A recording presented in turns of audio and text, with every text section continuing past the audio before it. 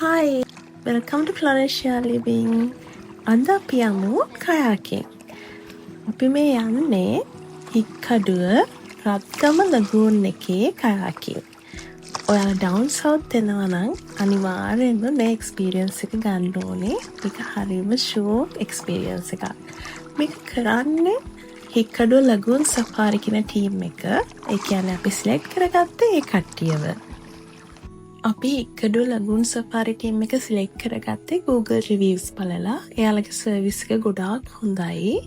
මට එයාලව highly recommend කරන්න පුළුවන්. per person 1500 වගේ තමයි ගන්නේ.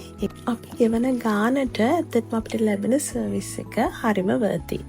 අපි මේ යන්නේ හවස 4 ටර්න් එක. ලගූන් එකේ kayaking කරන ගමන් sunset එක බලන්න තමයි අපි මේ යන්නේ. මෙයාලගේ sunrise එක බලන්න යන්නත් පුළුවන්. ඒකට නම් ටිකක් උදේ පාන්දරම එන්න වෙනවා. ඒ නිසා අපි sunset එක select කරගත්තා. මේ තියෙන්නේ අපේ පළවෙනි ස්ටොප් එක. මේ ගහ දැක්කම මතක් වෙන්නේ සූර්යාන්න ෆිල්ම් එක. මේ ගහේ නැගලා අපිට ෆොටෝස් ගන්න, වීඩියෝස් ගන්න, පොඩ්ඩක් රෙස්ට් කරන්න යාලා chance එක දෙනවා. මේ හැම තැනකදීම අපිත් එක්ක ටීම් එකෙන් යන ගයිඩ් කෙනෙක් ඉන්නවා. එයාට කියලා අපිට ෆොටෝස් වීඩියෝස් ගන්න පුළුවන්. ඒ වගේම මෙතන එච්චර ගැඹුරු නැහැ. අනික අපි ලයිෆ් ජැකට්ස් දාලානේ ඉන්නේ. මේ ලයිෆ් ජැකට්ස් ගැන කිව්වොත් ඒවා හරිම ක්ලීන්. අලුත්ම වගේ ජැකට්ස් තමයි අපිට ලැබුණේ. ඒක ගැන චුට්ටක්වත් worry වෙන්න දෙයක් නැහැ ඒක නිසා. හරි ලස්සන එක්ස්පීරියන්ස් එකක් ගන්න පුළුවන්. ඔයාලටත් හික්කඩුව ලගූන් සෆාරි එකත් එක්ක ජොයින් වෙලා බිසි ලයිෆ් ස්ටයිල් එකක් තියෙන ඔයාට මේ ලයිෆ් ස්ටයිල් එකෙන් පැය 3කට විතර අයින් වෙලා මහ රූස කඩලාන ගස් එක්ක වතුරත් එක්ක ඉන්න ලැබෙනවා කියන්නෙම හොඳ chance එකක් ඔයාගේ ස්ට්‍රෙස් එක නැති කරගන්න. මෙතන ඇත්තටම පැයක් දෙකක් වාඩි වෙලා ඉන්න පුළුවන්. ඒ තරමටම හරිම calm vibe එකක් තියෙනවා. ඒ වුණාට මුළු ටුවර් එකම අපිට ලැබෙන්නේ පැය 3යි. ඒ නිසා අපි දැන් විනාඩි 15ක් විතර මෙතන හිටියා. අපි දැන් ආයෙම අපේ kayaking tour එක start කරන්න තමයි හදන්නේ. මම නම් මෙතනදී පළවෙනියටම අඩිය තියපු අතේ වාඩි වෙලා තමයි ඉන්නේ. වැඩි ඈතට ගියේ නැහැ. ගහ උඩ වහපු කුරුල්ලෙක් වගේ මම ඒ අතේම ඉන්නවා. මොකද මට උසක ඉඳලා වතුර දිහා බලන්න බැරි ෆෝබියා එකක් තියෙනවා. ලොකු බයක් දැනෙනවා එතකොට.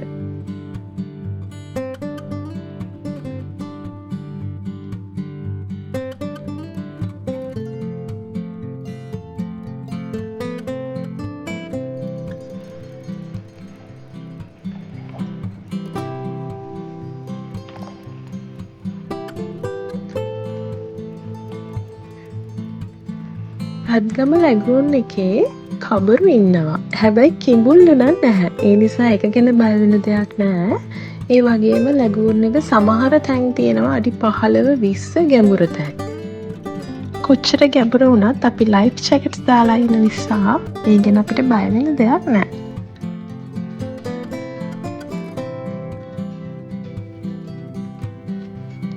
ලැගූන් එක වටේට පන්සල් කීපයක් තියෙනවා. ඒ එක පන්සලක සීමා මාලකයක් තමයි ඔය ඈත තියෙන්නේ. සීමා මාලකයක් කියන්නේ පන්සලේ කවුරු උපසම්පදා කරද්දී ඒ වත්පිළිවෙත් කරන්නේ මෙන්න මේ ස්ථානයට ඇවිල්ලා.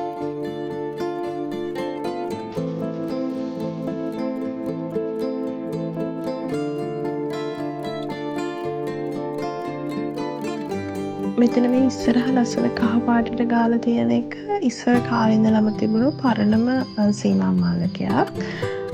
ඒක දැන් පාවිච්චි කරන්නේ නැහැ. දැන් පාවිච්චි කරන්නේ අපි අර කලින් දැකපු අලුත් සීමා මාලකය.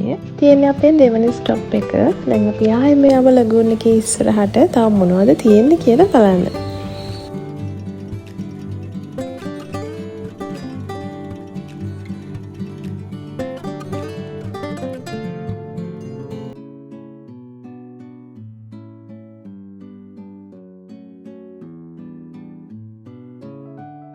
තව ටිකකින් මං ඔයාලට පෙන්නන්නම් ගහ උඩ ඉන්න කබරව.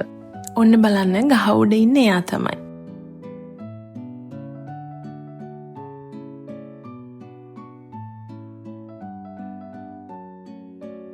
හවස් වෙන්න හුළඟ ටිකක් සැර වෙනවා. එතකොට අර මුහුදු වතුර ලගූන් එක ඇතුළට එන්න අපිට හබල් ගන්න ඕන ටිකක් වේගෙන්. ඒ කියන්නේ අපිට අමාරු වෙනවා ටිකක් හබල් ගන්න එක. මොකද වතුර පාර ටිකක් සැර වෙනවා.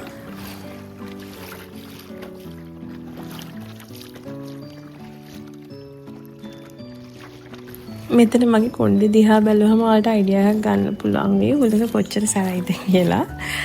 ටීම් එකෙන් අපිට මුලින්ම ගයිඩ් කරනවා මොනවද අපි අරගෙන එන්න ඕනේ, ඒ වගේම අපි ඇඳලා එන්න ඕනේ මොන විදියටද. ගොඩක් ලේසි. අපි ෂෝට් එකක් ඇඳලා යනවා නම් නැත්නම් ලෙගින් එකක් වගේ ඇඳලා යනවා නම් හැට් එකක් අරගෙන එන්න කියලාත් එයාලා කියනවා. හැබැයි හැට් එකක් අරගෙන යද්දි මතක ඇතුව අර ස්ට්‍රිප් එකක් තියෙන එකක් ගෙනිච්චොත් හොඳයි. නැත්නම් හුළඟේ සැරට හැට් එක ගැලවිලා විසිලා යන්නත් පුළුවන්.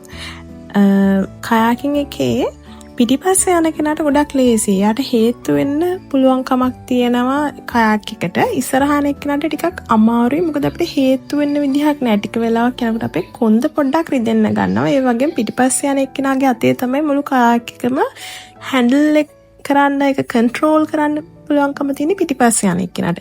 එයා තමයි මොන පැත්තටද ටර්න් කරන්න ඕන. ඒ හැමදේම ඩිසයිඩ් කරන්න පුළුවන් වෙන්නේ පිටිපස්සේ යන කෙනාට. අපේ වටේටම තියෙන්නේ කොළම කොළ පාට කඩොලාන ගස්. උඩින් තෙරක් නොපෙනෙන අහස, පියාඹන කුරුල්ලෝ. අපි දැන් මේ ඉන්නේ හුළඟත් එක්ක පාවි ලගූන් එකේ මැද හරියේ. මේක තමයි ඉතින් අපි හොයන නිදහස් ජීවිතේ. අපි හබල් ගන්න ඕනේ නැහැ. අපිට ඕන පොඩ්ඩක් රෙස්ට් කරන්න. හබල් පැත්තකින් තියලා පාවි ඉන්න පුළුවන්.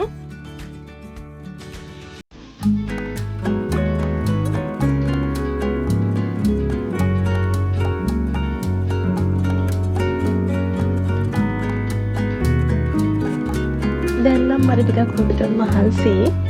ඒක නිසා හස්බන්ඩ් මෙයා කයාකින් කරන්නලු මට ටිකක් රෙස්ට් එකේ ඉන්න කියලා. පේනවනේ මම හොඳට හාස්ලා රෙස්ට් එකේ ඉන්න හැටි. ඇත්තටම පිටිපස්සේ යන එක්කෙනාගේ අතේ තමයි මම කයාක් එකේම කන්ට්‍රෝල් එක තියෙන්නේ. ඉස්සරහා යන එක්කෙනා ලොකු වෙහෙසක් ගන්න ඕනේ. එයා විතරක් කයාක් එක අරන් යනවා නම්. දෙන්නම කයාක් කරද්දී ගොඩක් වේගෙන් යනවා මේක හිතනටත් වඩා.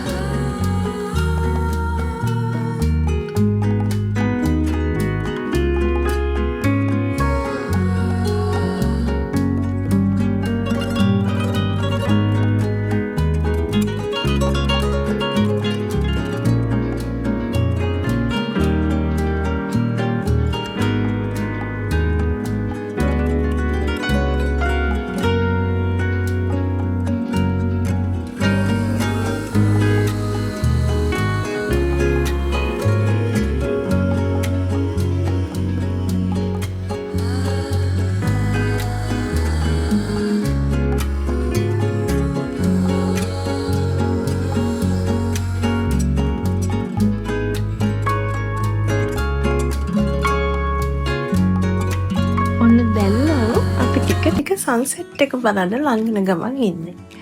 වතුරට අත දැම්මාම තමයි මට තේරුනේ කොච්චර වේගකින් යනවද කියලා. ඇත්තටම වතුර පාර ගොඩක් සැරට තිබුණා.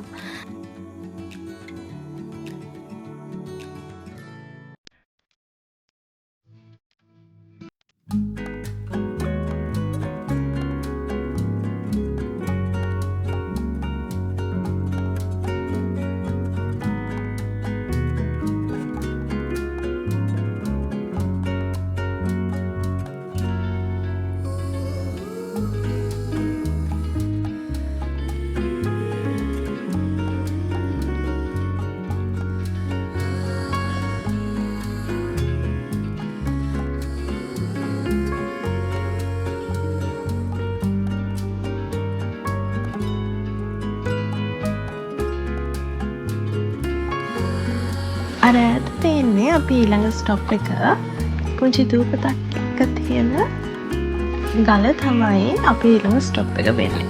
ඒ ගල උඩ නැගලා ඔයාලට ෆොටෝස් වීඩියෝස් ගන්න පුළුවන්. මේ තියෙන ගලට නගින්න ඕන නම් අපේ ගයිඩ් අපිව කයාක් එකෙන්ම ඒ ගල ගාවට එක්කන් යනවා. මොකද මේ වතුරෙන් බැහැලා යන්න දෙන්නේ නැහැ. මට්ටියෝ වගේ ඊට සමාන සත්තු වර්ගයකේ කටු තියෙනවා මේ වතුරේ. ඒ කටු වලට කැපුණොත් එහෙම අර වීදුරු කටුවලට කැපුණා වගේ ලොකු පැල්මක් වෙනවා කියලා කිව්වා. කකුලේ ඒක ගොඩක් අමාරුයි කිව්වා. කැපුණු වෙලාවට දැනුනේ නැතත් ඊට පස්සේ ඒක ගොඩක් අමාරු වෙලා කියලා තමයි අපේ ගයිඩ් අපිට කිව්වේ. ඒක නිසා අපි ඉතින් ගල උඩ නැගලා ෆොටෝස් ගන්න ගියේ නැහැ. අපි දූපතේ ඉඳලා ගල පේන විදිහට ගල දිහා බලාගෙන ෆොටෝස් ටිකක් ගත්තා.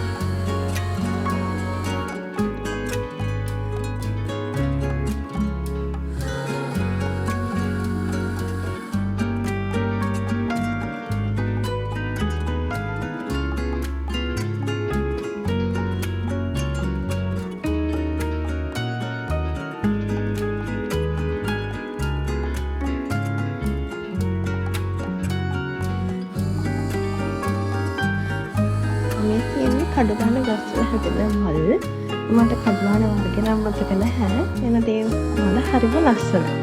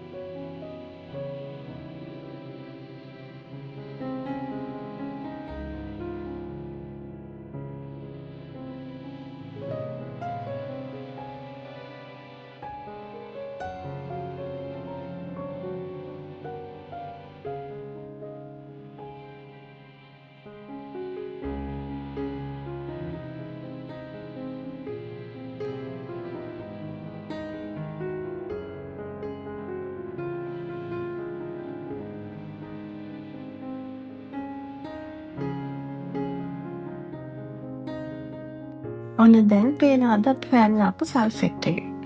මේක හොයාගෙන තමයි ඉතින් අපි මෙච්චර දුරක් ආවේ. ඉස්සරහා පේන්නේ ලිහිණි කල. එතන ලිහිණිය ගොඩක් ඇවිල්ලා ඉන්නවා. ඒක නිසා වෙන්නේ නැති එතනට ලිහිණි ගල කියන වැත්තේ. දැන් අපි යන් ලිහිණි කල ගාව ඉඳගෙන සන්සෙට් එක බලන්න.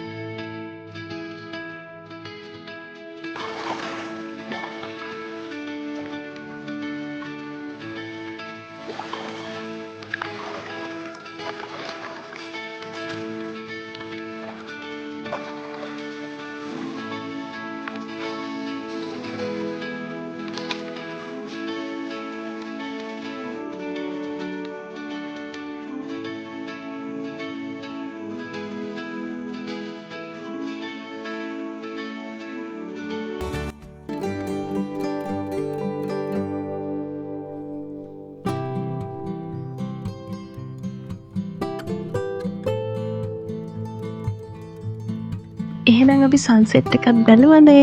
දැන් අපි ආපහු ගෙදර යමු. දැන් අපි මේ ඉන්නේ ගෙදර බලා යන ගම. මට කියන්න අමතකුණානේ. ඔයාලත් ඩවුන් සවුත් ඇවිල්ලා මේ එක්ස්පීරියන්ස් එක ගන්න කැමැත්තෙන් ඉන්නව නම් මම මේ දාන නම්බර් එකට කෝල් කරලා බුකින් එකක් දාලාම එන්න. එහෙනම් අදට ගිහින් එන්නම්. අපි ආයෙම අලුත් වීඩියෝ එකකින් හම්බෙමු. Goodbye.